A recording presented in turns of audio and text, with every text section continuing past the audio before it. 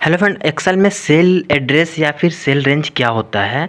ठीक है, बहुत लोग का कन्फ्यूज़न होता है कि सेल एड्रेस कैसे निकाले, इस वैल्यू का सेल एड्रेस क्या होगा, इस वैल्यू का सेल एड्रेस क्या होता है। अगर आप एक्सेल यूज़ करते हो तो कहीं आप फार्मूला यूज़ करोगे तो आपको वहाँ पे सेल एड्रेस पहले ही देखना पड़ता है कि इस वैल्यू का सेल एड्रेस क्या होता है। तो आज मैं आप लोग को इस वीडियो में बताने वाला हूँ जिसको सेल एड्रेस नहीं पता है, जिसको एक्सेल ये बेसिक पार्ट चल रहा है। ठीक है, ये एक्सेल का 4th पार्ट होने वाला है फ्रेंड तरीके से। जैसे मैं यहाँ पे एक वैल्यू लिखा हूँ, ठीक है, सी कॉलम में।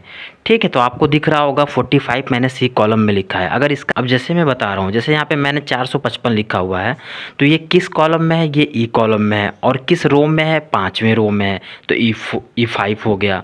तो इस तरह से हम सेल एड्रेस किसी भी वैल्यू का निकालते हैं फ्रेंड। ठीक है, जैसे मैं आपको अभी और अच्छे से क्लियर करने वाला हूँ। जैसे मैं किसी भी डिजिट को जोड़ के बताता हूँ कि फॉर्मूला पे हमें सेल एड्रेस कैसे निकालना पड़ता है। ठीक है, तो मैंने यहाँ पे ये 3 वैल्यू लिखा है, इसको मैं सम करता हूँ, ऑटो सम। ठीक है, या जोड़ता हूँ। तो यहाँ पे मैंने इक्वल सम किया, ओपन ब्रैकेट किया, तो यहाँ पे मुझे उस वैल्यू का सेल एड्रेस देना होगा। तो क्या है, 45 किस में है, C3 में है। कैसे पता, सी कॉलम में है और 3 नंबर रो में है, तो C3 हो गया। कॉमा किया, अब आपकी जो दूसरी वैल्यू वो किस में है, तो वो भी सी कॉलम में ही है, लेकिन वो C4 में है ना। C4 में है तो C4 कर दिया, कॉमा कर दिया। ऐसे तीसरी जो डिजिट है हमारी वो किस में है, सी कॉलम में है और 5वें रो में है। इस तरह से ये सेल एड्रेस मैंने देख के पहचान गया कि इस वैल्यू का सेल एड्रेस ये है, और क्लोज ब्रैकेट किया, एंटर कर दिया। तो ये मैंने सम का फॉर्मूला लगा दिया सेल एड्रेस लगा के किसी भी वैल्यू का। तो आई होप आपको ये सेल एड्रेस वाला चीज़ें क्लियर हो गया। मैं आगे वीडियो में और भी अच्छे से क्लियर करने वाला हूँ, सेल रेंज भी बताने वाला हूँ फ्रेंड। ठीक है, तो मैं जब डबल क्लिक किया तो इस पर आपको देखने को मिल रहा होगा। ठीक है, उसको डिलीट करता हूँ मैं, फिर से इसमें आपको अच्छे से समझाता हूँ। इक्वल सम करोगे, ओपन ब्रैकेट करोगे, अब ऊपर C3 लिखोगे। ठीक है, आपको ऊपर वाले सेल का देना होगा C3 और सेमी कॉलन लगाना होगा। और लास्ट वाले सेल 999 999 है, उसका सेल एड्रेस दे दोगे तो क्या है, C5 देने के बाद क्लोज ब्रैकेट करके एंटर कर दोगे। यदि एंटर कर दिया तो वो आपको लास्ट वाली भी सेल एड्रेस से ही आपका ये चीज़ें हो गए। तो इस तरह से ये सेल एड्रेस आप किसी भी वैल्यू का लगा के आप किसी भी फॉर्मूला में लगा सकते हो। ठीक है, अब मैं यहाँ पे कुछ आपको अलग अलग डिजिट अलग अलग सेल में लिख के दिखा रहा हूँ। सेल एड्रेस सिंपल होता है क्या है, जिसमें वो वैल्यू लिख रही है उसका एड्रेस क्या है। अब यहाँ पे मैं ये कुछ डिजिट है, इसको मैं जोड़ता हूँ, अलग अलग सेल रेंज पे है। तो मैंने इक्वल सम किया फ्रेंड, है ना।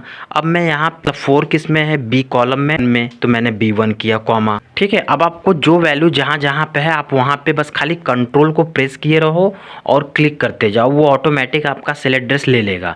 अगर आपको सेल एड्रेस ढूंढने में प्रॉब्लम हो रही है तो आप कंट्रोल प्रेस रखो और जो भी वैल्यू जहाँ पे हो आप उसको बस खाली क्लिक करते रहो। ठीक है, उस वैल्यू पे कंट्रोल को प्रेस किए रहना, दबाए रखना है। ठीक है, और लास्ट में जब आपकी वैल्यू सेलेक्ट हो जाए तो आपको बस ब्रैकेट क्लोज करना है और एंटर कर देना है। वो सारे सेल एड्रेस को लेके वो फॉर्मूला में ऐड कर देगा। जब आप डबल क्लिक करते तो आपको देखने को भी मिल जाएगी कि सबका सेल एड्रेस अलग अलग लिखा है, B1 D3, मतलब जो जो वैल्यू है सबका सेल एड्रेस इन्होंने लिख के रख दिया है।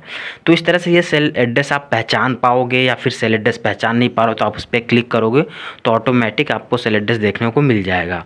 अब मैं यहाँ पे सेल रेंज क्या होता है वो बताने वाला हूँ फ्रेंड। सेल रेंज मतलब जैसे मैं अगर ये जो वैल्यू दिख रहा है ये वैल्यू हमें सबको जोड़ना है, तो सिंपल करना क्या होगा, हम सबसे टॉप पे कौन सा वैल्यू है, 4 है, तो B1 कर देंगे, है ना। B1 करने के बाद आपको कॉलन लगाना होगा और सबसे लास्ट वाले कॉलम क्या है, G है, और इधर से 44 किस में है, 6 में, तो G6 कर दिए। G6 करने के बाद एंटर कर दोगे तो आपको ऑटोमेटिक उस सेल के अंदर जितने भी वैल्यू हो जोड़ के आ जाएंगी। तो इस तरह से ये सेल रेंज दोगे। ठीक है, सेल एड्रेस अलग चीज़ है, सेल रेंज अलग चीज़ है। तो आई होप आपको ये चीज़ें भी क्लियर हो गई होंगी कि किस तरह से सेल एड्रेस देखते हैं या फिर निकालते हैं। तो आपको कोई भी कन्फ्यूज़न नहीं होना चाहिए, आई होप। ठीक है फ्रेंड, तो वीडियो को एक बार फिर से देख लेना। अगर कोई कमेंट हो तो मुझे कमेंट करिएगा, मैं उसका रिप्लाई भी देता हूँ फ्रेंड। ठीक है, तो आज के लिए इतना ही रखते हैं, मिलते हैं नेक्स्ट वीडियो में। Thank you.